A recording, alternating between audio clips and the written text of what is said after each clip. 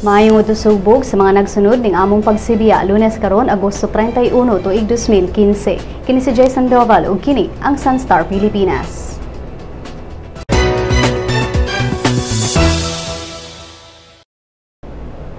Protesta sa Iglesia ni Cristo gitapos karong adlaw mato ni INC General Evangelist Bienvenido Santiago. Si Santiago ni anunsyo pinaagi sa usa ka video statement sa ilang Eagle News nga ang INC ug ang gobyerno nagkaistorya na ug nagkabot sa maayong kasabutan. Ang mga miyembro sa INC gisugdan ang ilang protesta sa Department of Justice niadtong Huwebes tungod sa aligasyon nga si Justice Secretary Leila de Lima nag-apil-apil sa mga isyu nga giatubang sa INC. Matud sa mga nagprotesta nga si de Lima dili angayang mag-apil-apil sa mga isyu sa simbahan ug angayang irespeto ang separasyon sa simbahan ug sa estado. Kahinumdumang gitaktak nga ministro nga si Isaias Samson Jr. nisang atong reklamong serious illegal detention batok sa INC Leadership Council. Apan ang issue wala palihuka sa Justice Department ning pagbalita.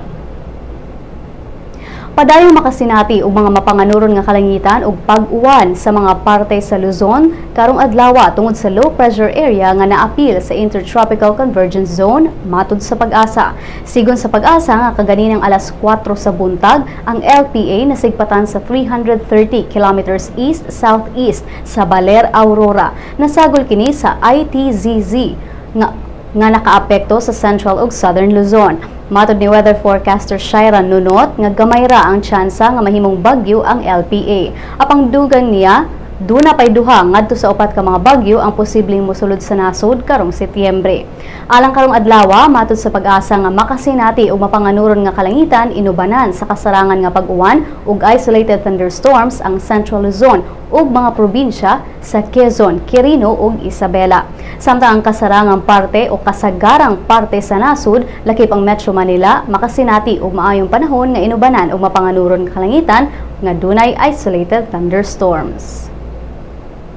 Di momino sa 128 ka mga tao ang gidala sa ospital didto sa South Cotabato kagahapon human sila makasinati og pagsuka-suka, pagpanakit sa tiyan ug pagkalibanga human mikaon sa gituuhang makahilong bihon.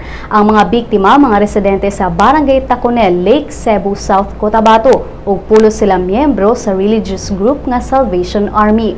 Sigon sa mga lokal nga opisyales sa maong lugar nga ang gikaon nga bihon sa mga biktima posibleng nadaot na o posibleng maukini ang hinungdan kung nganong nangasakit ang mga biktima. Matud ni Lake Cebu Mayor Antonio Fungan nga ang mga biktima nagsaulog sa ilang foundation anniversary ug bihon ang gipreparar alang sa ilang pagpaniudto. Gisulod lang kini og cellophane ug gipang apod-apod. Sigon sa mayor nga posibleng wala matarong og luto ang bihon o posibleng nakontamina kini dihang gisulod og cellophane ug nabantang sa kainit sa adlaw. Ang mga biktima gihatagan na og mga tambal, relief assistance ug distilled water. Ning pagbalita, padayon pang gisusi ang sample sa bihon aron mahibaw-an kung mao kini ang hinungdan sa pagkasakit sa mga biktima.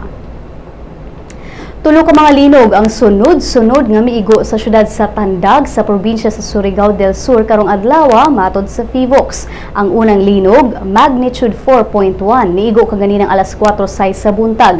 Anaa kini sa 66 kilometers northeast sa Tandag ug aduna kini gilawmon nga 7 kilometers. Ang ikaduhang linog, magnitude 4.0, niigo kaganinang alas 4:31 sa buntag. Anaa kini sa 79 kilometers northeast sa Tandag ug aduna kini gilawmon nga 33 kilometers. Gisundan kini og ikatulong linog, magnitude 4.1, niigo ganinang alas 5:06 sa buntag. Anaa kini sa 43 kilometers northeast sa Tandag ug adunay gilawmon nga 8 kilometers. Tectonic ang origin sa tulo ka mga linog samtang walay na report nga danyos o mga naangol ning pagbalita. Ug gani ang mga balita gikan sa ubang bahin sa nasod.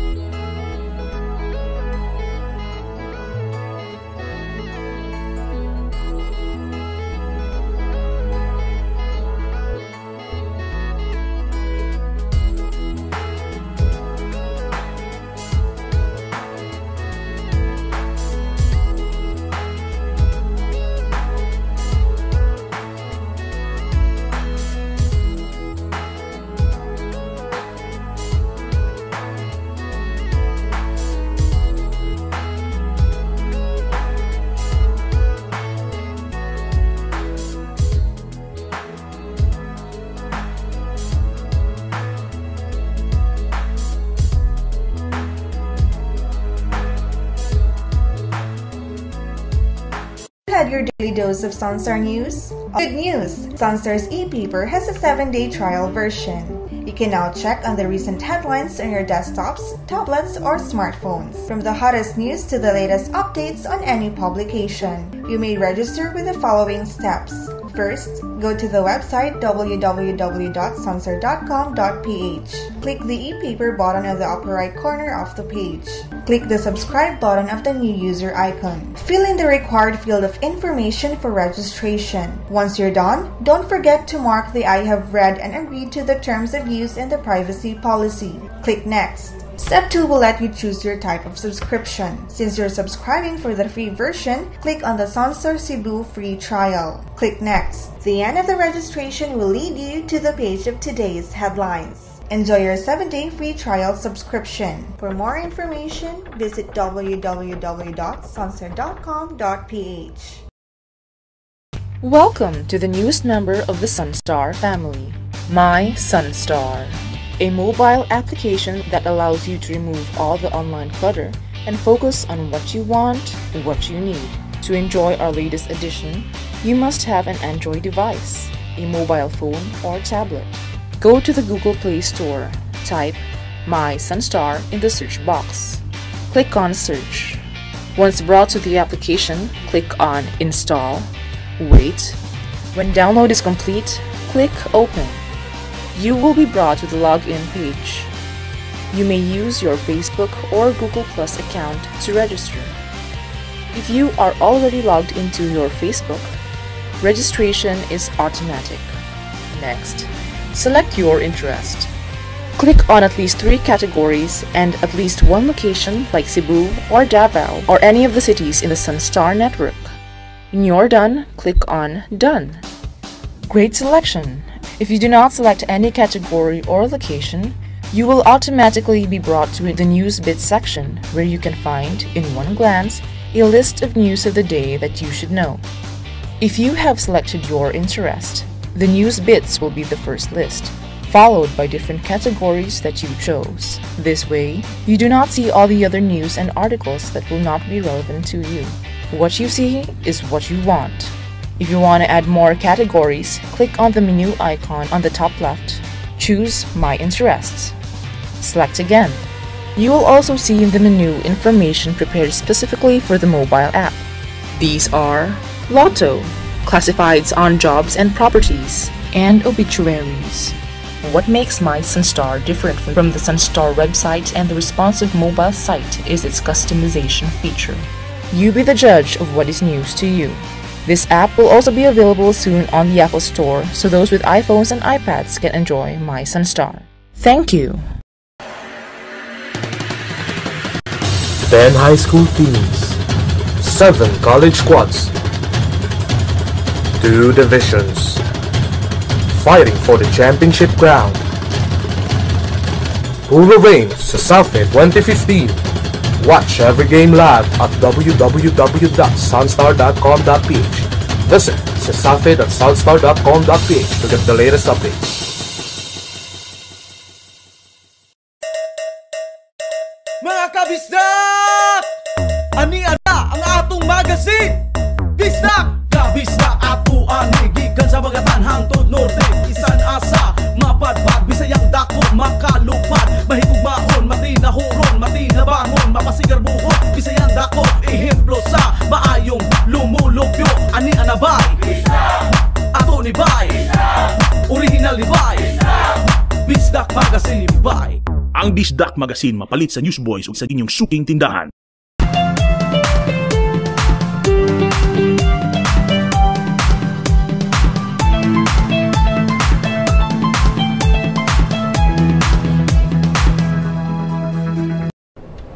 Meghan Trainor gidayeg ang song cover ni Inigo Pascual. Ang detalye sa Showbiz Chika ni Crystal Promente. Teenage actor Inigo Pascual mipadayag sa iyang kalipay human siya gidayeg ni international singer Meghan Trainor sa social media app nga Instagram. Nagsugod ang panagtagad dihang miuna si Inigo og post og usa ka cover o bersyon niya sa kanta ni Meghan Trainor nga Like I'm Gonna Lose You kauban si John Legend sa iyang Instagram account. Sa maong video clip nga gibana-bana 15 seconds ang hitason, madungog ang batang aktor nga nikanta dungan gitara sa chorus sa maong kanta. Matod pa niya sa caption nga na LSS o Last Song Syndrome siya niini pila na kaadlaw. Human sa pila ka post gikan sa aktor, gipost dayon niya ang hulagway sa screen caption sa Instagram account sa international singer. Makita nga gi-repost daw ni Megan ang iyang cover ug makita pa sa caption niini nga gidaig pa siya og maayo. Ana sa caption ni Megan nga daw so talented si Inigo ug love po niya ang pagka-cover sa aktor sa iyang kanta. Samtang sa bahay ni Inigo, niingon siya nga love gyud niya si Meghan Trainor ug nag-hyperventilate daw siya sa moong pag-repost. Pipila sa mga nisikat na kanta ni Meghan Trainor mao ang All That Days ug Lips Are Movin', samtang si Inigo inilang sige na og post ug mga cover sa iyang Instagram account. Crystal Clemente along sa Showbiz Chika. Alang sa uban pang showbiz chika, bisitaha ang celebrity.sunstar.com.ph. I-follow po din sa Twitter @SunstarShowbiz.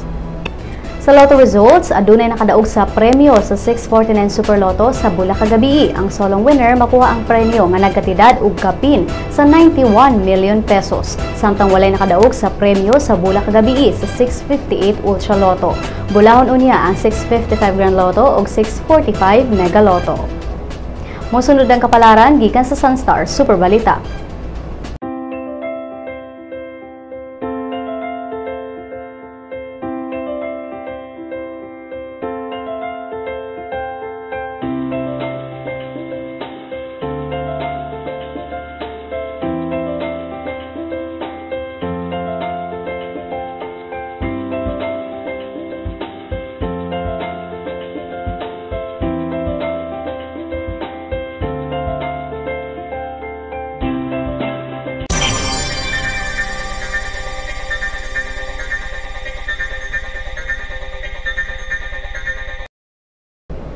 Ug din na natapos ang atong mabalita karong adlaw. Alang sa dugang pang updates, bisitaha ang www.sunstar.com.ph. I-follow sab ang among mga updates sa Twitter @SunstarOnline ug sa Facebook Sunstar Philippine News.